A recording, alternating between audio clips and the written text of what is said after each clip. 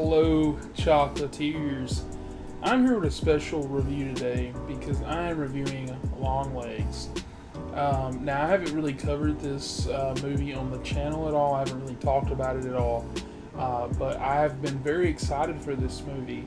Ever since I saw the first trailers, first teasers, I kept getting that heavy, like, 7 feel, but also, surprisingly, like an Alan Wake 2 feel. And early reactions dropped, as I'm sure that's why you're all here, because you've seen that there has been a level of hype building. I believe it's opening I think today, of day of recording, which would be on Friday, it's open to $3 million, and I think it's estimated to make, I don't know, like around 10 to 20, maybe even 30 or something like that million, and gonna be Neon's biggest opening weekend, and theaters are selling out. My theater wasn't like arm to arm, but like there was like 15 plus people up in there. I'm glad to see the original movies finally. It took you guys long enough. Original movies are starting to finally get its due, and I really think that the flowers go to the marketing team, because this movie's told you nothing. And that's the way you need to go into this movie, so I'm going to keep my review spoiler-free. Michael Monroe's in it, Nicolas Cage's in it. Now, Nicolas Cage, I want to talk about real quick, like I said, without spoilers. He does a damn good job. Very, very great. Almost too good, if you would. And actually, you know what? That's all I'm going to say about him. Because like I said, I want you to go into this movie knowing about the same as what I did. But I do want to talk about Michael Monroe's character. I want to talk about her a lot, actually. So she plays FBI agent Lee Harker. And her character dynamic with other people in this movie is very good. And there's reasons why. But once again, once you go into this the same way I did, so I'm not going to tell you why. But I really just loved the vibe of this movie. So I kept hearing comparisons to Seven, which is one of my favorite movies of all time, top 5 actually, and I kept hearing comparisons to Silence of the Lambs and stuff like that. Now, if I'm being honest, if I had to compare it to any movies, I'd say Seven, kinda, but I'd say Alan Wake 2 the game, and I would say Zodiac, or more akin, something like those. Now, I want to talk about the director real quick. So, Osgood Perkins, I've only seen one of his films. I need to watch the other ones. I've never seen Gretel and Hansel, almost did the other day. But I've seen Black Coat's Daughter. If you've seen that movie, you kind of know what you're expecting with this. Very similar vibes for sure. This one's shot a lot better. The cinematography's like off the chain. But what I like about horror movies like this that take itself seriously, and art movies like Imaginary or Night Swim that came out this year, you know, these movies have shots that are just, for example, like there's shots where characters open letters or do something, for example, and it'll like be like a center like this, but like you'll have these two, like for example, you'll have the two walls available. But because this movie builds such a great sense of dread, you kind of just sit there and think, hey, is something about to happen? Is something about to... And you're always kind of on the edge of your seat because of that. You know, I saw a couple negative reviews for this, which once again, it's all opinion-based, so you're going to get that. But I actually have to say I disagree with some of the negatives I've been seeing of this movie. Like, I saw one today in particular after I got out of the theater, because I stayed offline today for sure.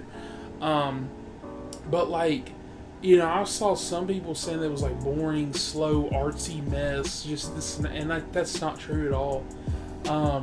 Yes, it's like your artsy fartsy. I mean, it's coming from Neon, right? It's like the alternate A24.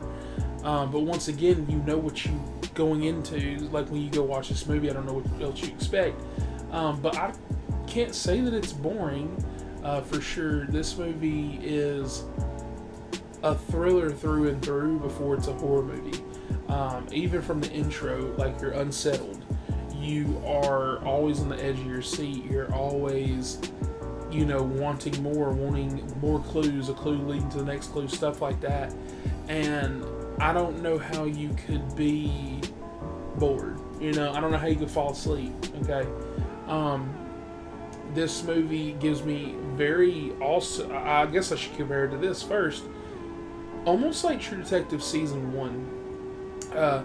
Because if you remember that season in particular, the best season of that show, you kind of have this case that's getting bigger than the detectives over it. And I'm getting vibes of that a lot, especially like I said, like with the score.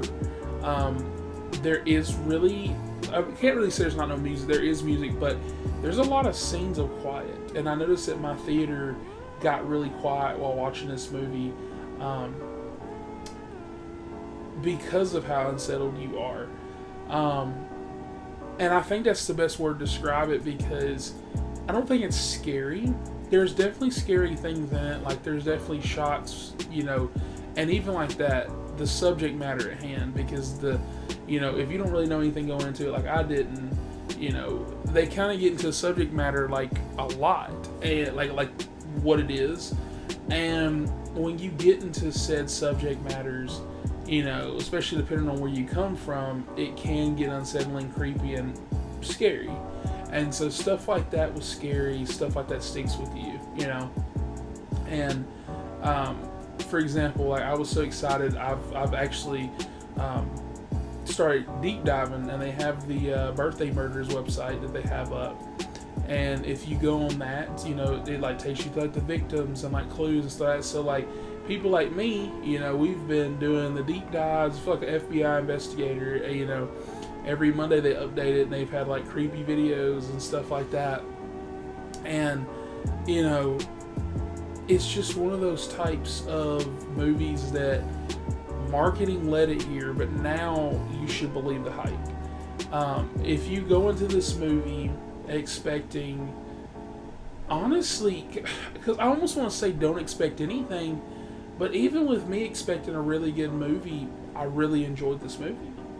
I don't really have many problems with it. There are some things I do want to tackle though real quick that I did have a few problems with. So for starters, it's one of those movies that just kind of ends. I will say that. If you don't like ambiguous type endings, I had been hearing that some people loved it, some people would hate it, the ending. I don't hate it, I just like it. I do like what they were doing. I don't think that it necessarily sticks to landing. I'll just say that. Because for me, there's so many things that happens within the span of 5 minutes in this ending where I'm kind of like, what the fuck? And then I also want to tackle some other things too. So there's several things that happen in this movie, especially towards the intro. And it's just things that I feel like they just kind of brush by. And I don't know if there's like scenes maybe they deleted or something like that. But it's just kind of weird because there's things that, like, for example, it happens in every movie where a character finds out some big piece of intel, and they're just like, it's not going to say nothing. I'm the main character, I know. No, maybe you should go tell people, Maybe you should go say something, right? And just small stuff like that. But when I say small, it's very small. Like, this movie still blew me away. It blew my fucking socks off. It'll sit with you too, because even somebody like me that was like, oh my god, like like that, I've thought about it since I've left the theater, and like it sticks with you. It does. It's fucked up. And it's kind of stuck with me to the point where, like, after this movie, I watched Fly Me to the Moon. I enjoyed that movie. That movie's a comedy. I'm going to review that on the channel too, so hit that subscribe button, please. But like, even like that movie's kind of faded. It's weird because like I just watched that. I literally just watched Fly Me to the Moon, like literally like an hour ago. And like I'm thinking about scenes, I'm like, oh, that was funny. Oh yeah, I remember that. Longlegs is what's sticking with me. Scenes from that, score, shots. Over here checking my corner and stuff. I keep looking. I don't like that, And so it's one of those movies where like if you're not scared, I feel like bro, I'm getting chills. I don't like that. But I do like that because a horror movie hasn't done that for me in a while. Because we live in a Blumhouse era fest, and I don't want to hate on them though, because I like Megan. I thought that movie was fun. Megan's not scary though, but it was fun. But in a world where we're finally getting good horror movies, like, you know, I know it wasn't everybody's cup of tea, but In a Violent Nature, I really enjoyed that movie, you know. I really think that Immaculate was good. I really think that Late Night with the Devil, I didn't love it like everybody else, but I didn't hate it either. I thought it was alright. And so I just feel like we're kind of getting this new renaissance where like horror movies are starting to be like not just good but great now. And in this case, this movie's amazing. Like, this movie, I'm not gonna say it yet, might end up being on my top 5 by the end of this year. It is my number 2 right now. I will spoil that. I don't think it's better than Dune Part 1 or Part 2. I don't think anything's going to come close to that. That movie's awesome. If you haven't seen Dune Part 2, check that out. But for me, just the performances alone, just the character acting alone, like, it's weird because even though I'm freaked out, I want to see it again.